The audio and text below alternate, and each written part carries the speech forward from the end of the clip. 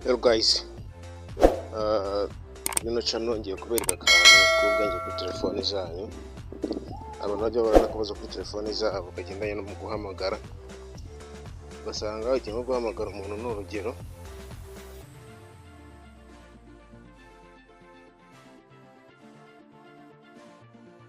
mukataza UKO end. Ijambo muri kuribona aho ngaha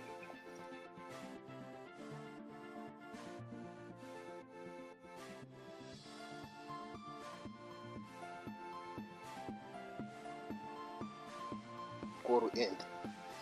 Aje umuntu ahora n'iki kibazo akabona ko nta bundi buryo akahita foromata telefone. Bikwereka uburyo kano kabazo wagakemura utiri guforomata telefone yawe. Mwibutsa ko wabanza ugakora subscribe kuri Afrokeys yatugirana ibiganiro byimbitse n'abagisha utuntu k'ubwenge kuri telefone zanyu. Ikintu ugiye gukora aha ngaha ni uko uza ugiye kwandika nomero ye, ukandika urwego 31 urwego, then ugahamagara kuri ya nomero ifite kiriya kibazo.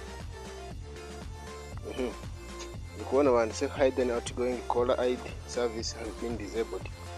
So no then no ite ongera uhamagare nk'ibisanzwe.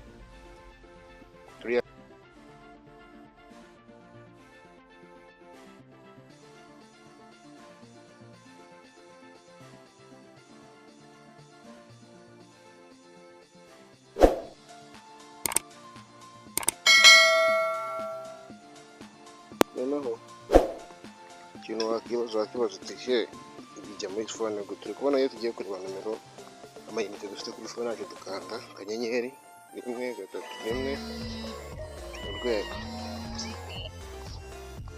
tuhamagara. Noneho hari igihe mu ubyandika nabi, dukanda akanyenyeri hajya kanda rimwe n'ijyamo 31 urwego, ugahamagara. Nikubona no ko ya service yacu itabaga ko yabaye enabled. So utsa ko abasha gukora subscribe ukajya mbere kutuntu dushyashya kuri YouTube channel yacu. Murakoze cyane. Yari Afrokeys wanyu.